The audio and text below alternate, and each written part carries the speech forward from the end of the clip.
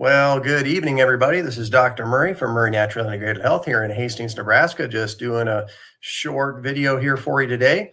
This week, this live stream. We're talking about thyroid and how to stop the hormone madness. And in particular, we're talking about the thyroid here today.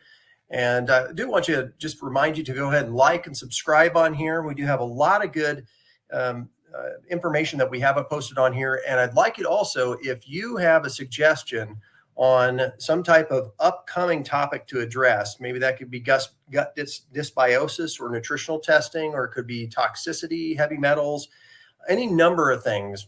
That could be autoimmune conditions, even support for cancer patients, all kinds of things. We have lots of topics we can talk about. I do go and present presentations to doctors across the country. I'm a certified medical examiner, a naturopathic physician, as well as a chiropractic physician. And the information and the presentations that I provide are all on natural health. So please go ahead and drop a comment in the comments here today, or send me a message and tell me about maybe a type of presentation, a type of topic that you'd like to talk about. Okay, so let's go ahead and start with our topic here today, which is talking about, of course, the thyroid healing tips that doctors do not tell you. It is 100% true that there are specific detailed tips that have to do with your health, that have to do with the thyroid. And there are a lot of physicians that just aren't even broaching the subject and telling you about these thyroid healing tips. They just aren't. And it's in the academic and medical literature. So we want to go through those, and two of those today and specifically we'll address.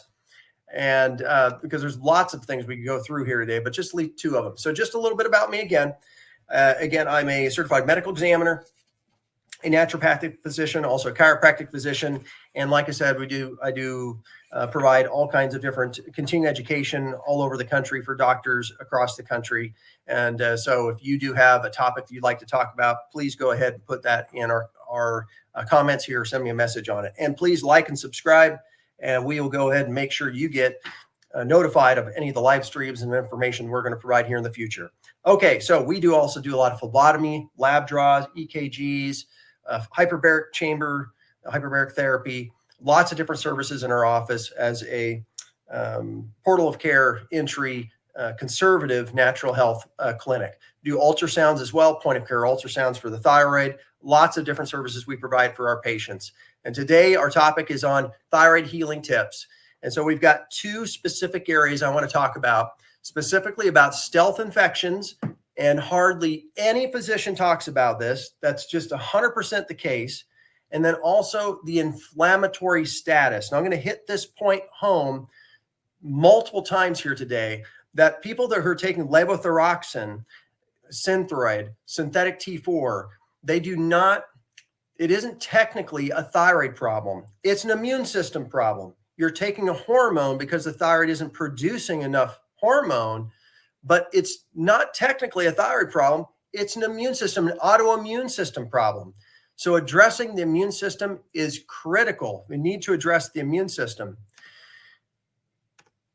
So to set the tone here, just to give us an understanding, there's around 5% of the population has what you would call hypothyroidism, and where they may be receiving medication, Synthroid or levothyroxine, maybe even Cytomel, for a true hypothyroid condition where their TSH is high and maybe their T4 or T3 are low. But if you add in subclinical or mild hypothyroidism, that number rises up to around 20% of the population. People who are tired, fatigued, they're wore out. These people who have a significant hypothyroid type symptoms, and they don't quite classically meet that hypothyroid kind of guideline, they sometimes are left out of the loop, and they end up being not treated, even though they have subclinical hypothyroidism. And what the studies show is that even those that have subclinical hypothyroidism, which is basically just a little bit of hypothyroidism, it can affect multiple systems in their body. This particular study here shows that it can affect actually the cholesterol levels. If you have subclinical or just a little bit of low thyroid function, it can also affect your thyroid function. Why aren't they looking at this? Why aren't a lot of doctors addressing subclinical hypothyroidism? Well, they don't think it's important.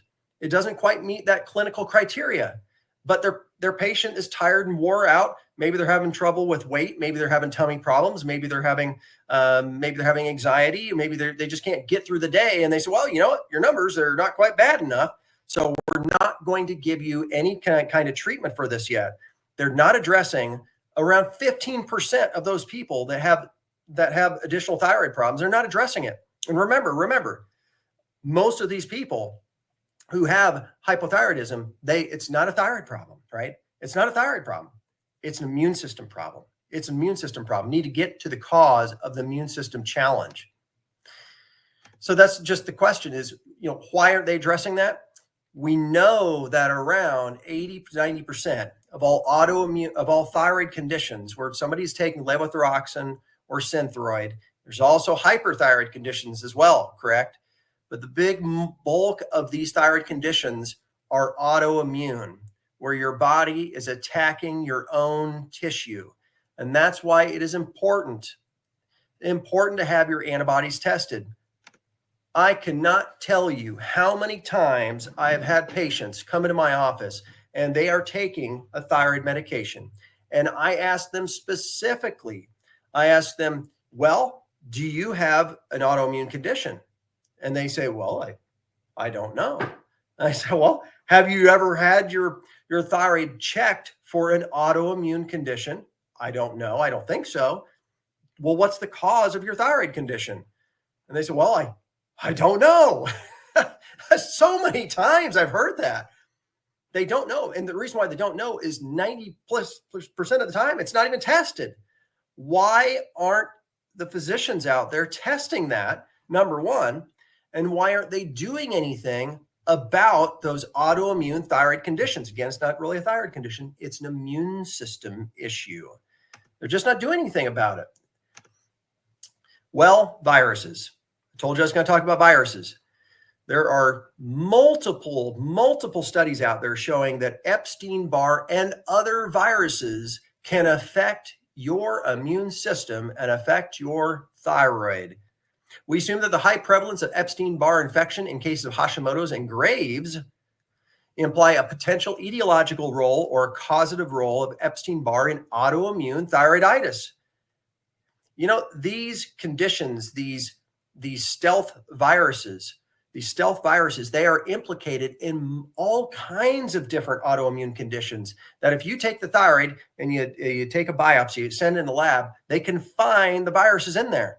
Same thing with MS, with Parkinson's, with rheumatoid arthritis. There's usually some type of a virus they can find is there. In the case of Epstein-Barr, this virus is in convalescent mode. It's in an early stage mode or an active mode. It's not like totally gone, like if you had Epstein-Barr in the past. It's still there percolating and creating problems. Similarly, if you had chicken pox, the chicken pox virus, or herpes zoster, you will put it in submission and beat it in a sense, but it isn't gone. It is still hiding out in your body, can hijack the system and come out later as shingles. And so the same thing can happen here with autoimmune thyroid conditions. Here's another one here. This one comes out and says that serious Epstein virus-related illness can develop later in life, and that this Epstein-Barr can actually affect autoimmune reactions later on and affect different autoimmune conditions, from lupus to systemic lupus erythematosus, that's lupus, Sjogren's, RA, lots of other autoimmune type reactions. Here's another one here. There's multiple studies out here. This is just a few. This particular one comes out and says, to the best of our knowledge, this is known here that Epstein-Barr is present in MS patients, in this autoimmune condition of MS, and that it may very well be actively involved in these cases of MS. Super cool. Anybody's have MS? Have you had your Epstein-Barr convalescent infections checked? I'm kind of doubting you have. I'm kind of doubting it. Because here's the test. This is not super crazy kind of testing you're talking about here. Any physician can order these labs. Anyone can. We order all the time for patients. And the early antigen Epstein-Barr IgG test, the early antigen, it doesn't prove it, but it definitely gives you very good indication that you either having a reactivation of the virus or that there's an active infection that's going on, but may very well be a reactivation. Why aren't doctors ordering this test? It's so incredibly easy to order. And we know that around 80 to 90% of all the autoimmune thyroid conditions have Epstein-Barr most likely present. There could be also cytomegalovirus. There's lots of other viruses that could be present. But in this case here, what we're getting to is there's an immune system problem. I've already said this multiple times. If you're taking Synthroid or levothyroxine, you have poor thyroid function, a good chunk of the time, 89% of the time, this is an immune system problem. Something has ramped up against your immune system. And it could be a virus, and you can check it. You can test it. And then you can do things to help get your body healthy enough to get over that particular type of infection. It's really all about the immune system. You should have your thyroid tested, right? You need to have your thyroid. You need to have a real thyroid test done, not just your TSH. You need to have some Epstein-Barr testing done. I mean, if you do have concerns about thyroid function, you should have a good thyroid test done. But having your Epstein-Barr virus, having that titer, having that test is a good thing for you to do. How about also having your nutrients tested, nutrient deficiencies, vitamin D? I already kind of mentioned a few nutrients here just a little bit ago, but vitamin D. How about selenium? We know that selenium, for those that have autoimmunity, selenium is an important nutrient to protect the thyroid. Multiple studies on that as well. Anybody ever told you that? If you have a thyroid condition, if you have autoimmunity or an autoimmune thyroid condition, did any physician tell you that selenium might be a good idea? Probably not. How about a clean diet? How about taking out all the junk out of your diet? We're talking about the immune system. Doesn't it make sense if you have an immune system problem that you shouldn't, let's say you have a cold or flu or something, you wouldn't say it's a good idea to go out there and drink a 6-pack of beer. Most commonly you wouldn't. Well, how about for this? Because this is an immune system problem. You wouldn't throw a bunch of junk at it. Yes, alcohol, but you probably wouldn't have it eat a Dorito either. I mean, look at the packaging on a Dorito. I mean, that doesn't have a lot of food in it. So clean up your diet. Also sleep. Sleep is so important. And having proper sleep, and also addressing your sleep environment, making sure it's totally dark inside so your body can actually produce melatonin. That actually does help you get over different immune system challenges. And that's why it was recommended during pandemic times. Addressing gut dysbiosis in your tummy. Sometimes the tummy has a lot to do with the immune system as well. So that's one topic. If you would like to have a topic sometime to address, to go over one of these live streams on gut dysbiosis and the gastrointestinal system, I'm happy to do that as well. So go ahead and drop some kind of comment here, either on here or send me a message. Be happy to do that. Okay, how about this? So you think this is a normal thyroid? This gets right back to the point. This individual has had some highs and lows on their thyroid numbers, on their TSH and their T4. Sometimes their TSH is high, sometimes it's low, sometimes it's normal. Not taking any medication right now, but their TSH and their T4 are not clinically off. The T4 is just a little bit off, just a little bit yellow off. But you know what? No, they're not normal. If they went into the health fair, if they went into their MD and they just had these values tested, whoever they're having these tested from, 90% of the time, they're not going to have their antibodies tested. This person is swinging back and forth. There's going to be times when they go in when their thyroid numbers look completely normal, and there's going to be other times when it looks awful. So look at the antibodies here. They're off. No way is their thyroid normal, right? Because they have an active autoimmune process attacking their thyroid right now. No way it's a normal thyroid, because again, when you have autoimmunity, thyroid antibodies high, it's not a thyroid problem. It's an immune system problem, and you need to address the immune system. Also, there are some people that do have, this is just another thing. I always like to pick on this one, but there are many that have metabolic syndrome where their reverse T3 is elevated because they have autoimmunity, but maybe it's not. Maybe they don't truly have an autoimmune condition. Maybe they're in a stress state.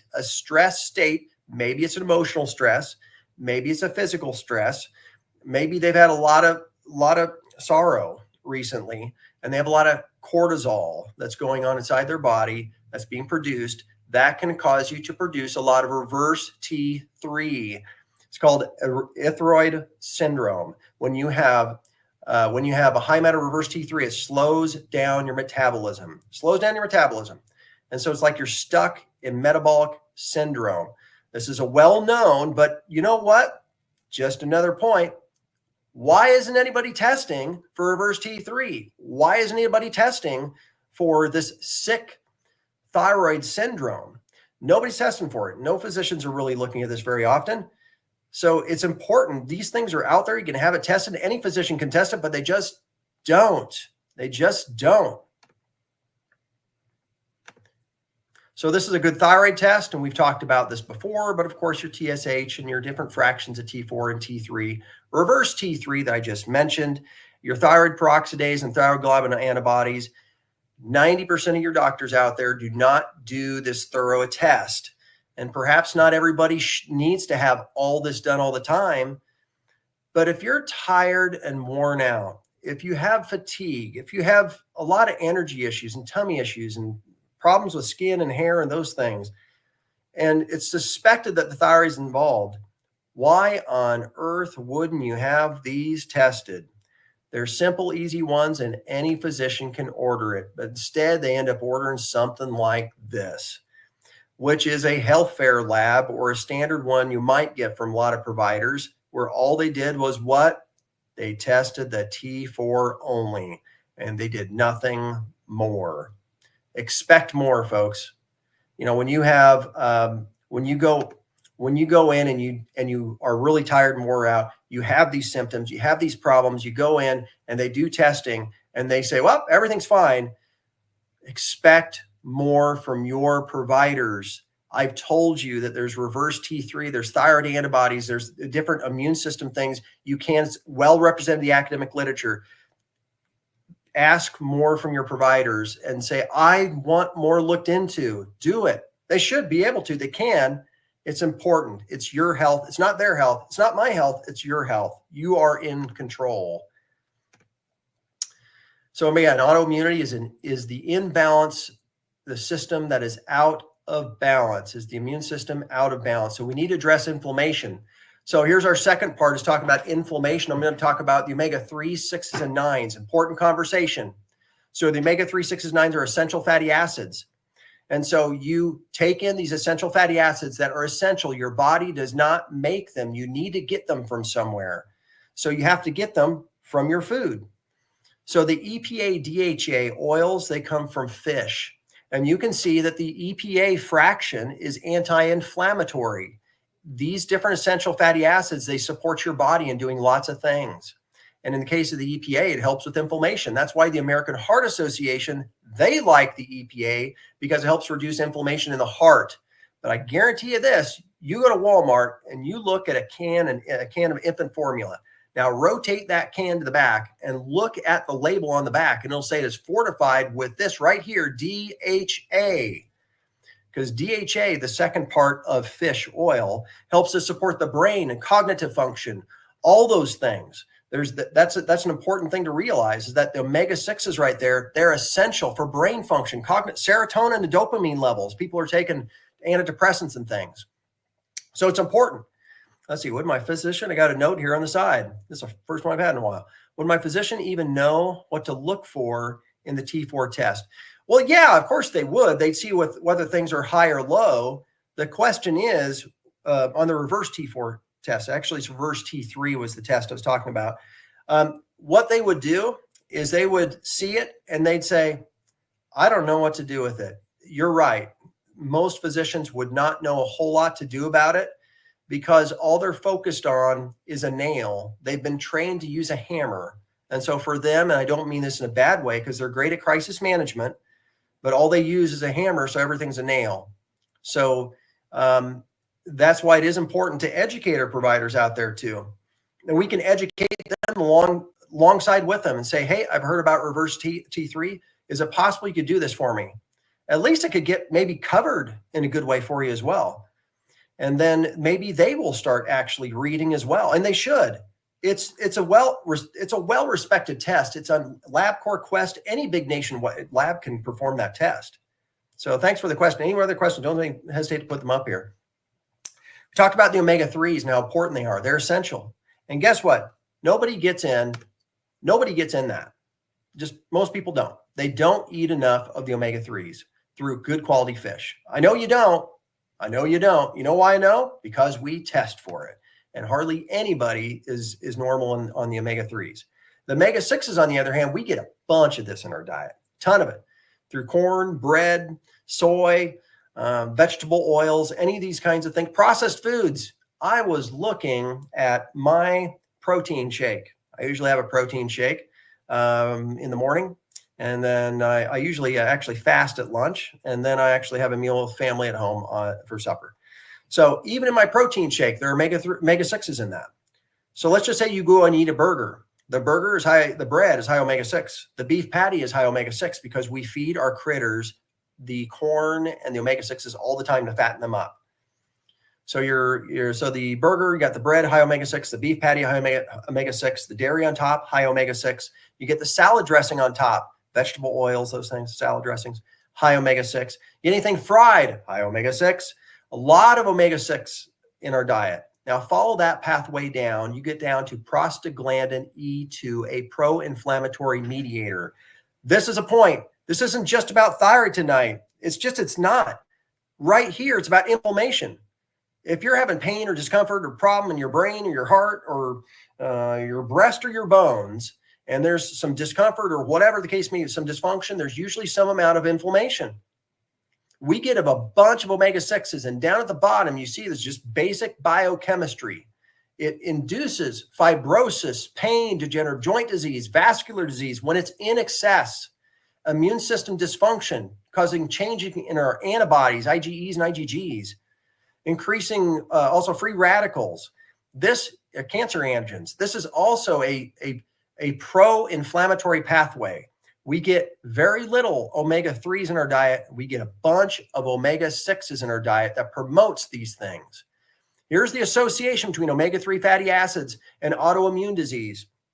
This particular analysis came out here talking about the omega-3s, showing that omega-3 fatty acids reduce the risk and activity of inflammation, in this case, with lupus and RA. But we're not talking just about lupus or RA. We're talking about inflammation. Hashimoto's is a certain amount of inflammation. Osteoarthritis, joint pain is inflammation. We have patients that they change their diet, they reduce their omega-6s, they increase their omega-3s, which of course we can test for. They change their disposition, they change the ratio of their omega-6s, omega-3s, and they have tons of arthritis. I mean, tons of joint on joint joints, just surface area, no cartilage, and they have no pain in these joints, because their ratios are good. Their inflammatory status is not horrible at all. So this meta-analysis, which involves all kinds of studies, they put them together and come to a big final analysis here. In our summary, the review, the omega-3 fatty acids can improve disease activity and inflammation biomarkers. The current study presented solid evidence highlighting the advantageous impact of omega-3s, that's your fish oils, on SLE, which is lupus, and rheumatoid arthritis. And this is achieved through reduction of disease. Another study here, this is from the British Medical Journal. BMJ talking about omega-3s and vitamin D. Yep, vitamin D is another good one for the immune system. Vitamin D supplementation for over 5 years with or without omega-3s reduced autoimmune disease by 22%, while the omega-3 supplementation with or without D reduced it by 15%. Both treatment arms showed larger effects than the reference arm, or basically the shams that they used. So again, your omega-3s increase that. These are all omega-6s. I guarantee if you look in your diet today, from your potato chips, from popcorn, from any kind of salad dressing. Oh my goodness, yes. Salad dressing, soft flour oil, those things, soybean oil. You're going to see a lot of omega-6s in your diet, and you're going to see very, very little omega-3s. The lower down this scale that you get, more the peanut oil and olive oil. Boy, olive oil's got, I would certainly recommend replacing a lot of your salad dressing type things, totally replacing that with olive oil substitutes. And so my wife and I, we've talked about this as well. This is a great option to reduce the omega-6 load, and it'll increase your omega-3 and also omega-9, which have other health benefits. And so one other study here we go. The omega-6 fatty acids promotes the growth. Omega-6s promote growth of an aggressive type of breast cancer. And so this particular one notes that linoleic acid, which that's what we're talking about with the omega-6s that are high, foods that have a lot of linoleic acid have a high omega-6, which are found in a lot of your seed oils, such as soybean and soft flour oil. And also the foods that are being fed those things, such as pork and eggs, etc. Those tend to lend towards activating major growth pathways for tumor cells. It's not just about inflammation. It's not just about the thyroid. When you don't have enough omega-3s, that's a problem, because you can't hold in check the effects of the omega-6s. The omega-6s are not they're not deadly by themselves, right? The omega-6s over here. This is an anti-inflammatory diet in general. Just kind of a summary here. You want to increase your omega-3 fatty acids, and you want to increase it up to where you need to increase it. Who here knows what their omega-3s are? Probably not very many, because no doctor tests for it. I do. And it's you can get it done. Like I said, Quest, LabCorp, big major labs, you can do it through them, but nobody tests for it. I do. The omega-3s are important. You can test for them. So you need to get the omega-3s in. I always tell folks that you need to get it in or need to get it in, right? So you either need to get it in good quality fish, or you need to take a good quality fish oil supplement, one or the other. And you always can tell whether you have too much, because you can test for it, because not to test is a guess, test is to know. The other part of an anti-inflammatory diet is the omega-6s. You can take omega-3s, but you cannot take an omega-3 to get rid of an omega-6. Does that make sense? You can't just take an omega-3 to get rid of eating popcorn every night that's been soaked in corn oil. Okay, you just can't do that. So trying to decrease your omega-6s, and that's why when we make our dietary recommendations, normally we do food testing too. And so we'll normally test, and a lot of times people have some sensitivity to either gluten, maybe soy, something like that. And we're using that as also a catapult to recommend people to actually eliminate one of these omega-6 foods. And of course, eliminating your processed foods. If you go look right now, even if you have cough drops in your house, you will find an omega-6 oil in there. It is everywhere, and nobody's getting in the omega-3s. And so then what's happening in the case of autoimmunity, in the case of arthritis, in the case of cancer, in the case of all these things, we have this whole inflammatory cascade is turned on. If we can decrease the omega-6s, increase the omega-3s, that's going to be a benefit. That's going to be a huge benefit. So the two kind of points I've brought up here today was, of course, inflammation and also viral testing. So first and foremost is having your thyroid tested and having an adequate thyroid test. We've already shown a good thyroid test, not just a adequate test. You want to have good testing done, especially if you know you have a thyroid concern. And those tests, anyone can order it. I don't have to order it. The problem is a lot of places won't. You should have your Epstein-Barr virus levels tested. See where they're at. It's a standard medical test. It can be ordered. You just have to ask for it. They may not want to, and if they don't, well, there's other places that will do it for you too. Your nutrient testing. Omega-3s, good to have it tested. How about your vitamin D levels? How many people are deficient in vitamin D? A lot. In fact, in 2009, we tested over 200 vitamin D levels, and around 75% of our population here in Hastings were deficient or low in vitamin D if they weren't actually taking vitamin D. There's other vitamin nutrients. That could, of course, be B12. That could be, of course, all kind of even selenium and different nutrients like that too. But you want to give your body what it needs and take away what it doesn't need. Clean diet, not eating the junk. Sleep, you need to have adequate sleep. And you also need to have good sleep, where actually you do have the light turned off in your room so your body can make melatonin appropriately. Truly address inflammatory status, which is looking at the omega-6s and 3s, and is also addressing your sugar, your insulin, your cortisol levels. That's one thing we do routinely, is we will actually look at a person's nutrient testing. We'll actually put together a binder. This is you in a sense, and anonymous. We'll actually put together a booklet and look at a person's nutrients. We'll look at their vitamin D. We'll look at their omega-3s. We'll look at the omega-6s. We'll look at their B12. We'll look at those things. So we don't just look at it from a clinical standpoint. Remember that subclinical hypothyroidism? We look at it from that standpoint. But then we come into the body of the report and discuss those things in narrative. We want to give the body what it needs and take away what it doesn't need so the body's better able to heal, repair, and self-regulate. That's the kind of testing that people need to deal with, not this thyroid problem, but this immune system problem, because it's an immune system problem a good 80 to 90% of the time. So make sure you're asking your providers about that, but we can, of course, help you out with those things too.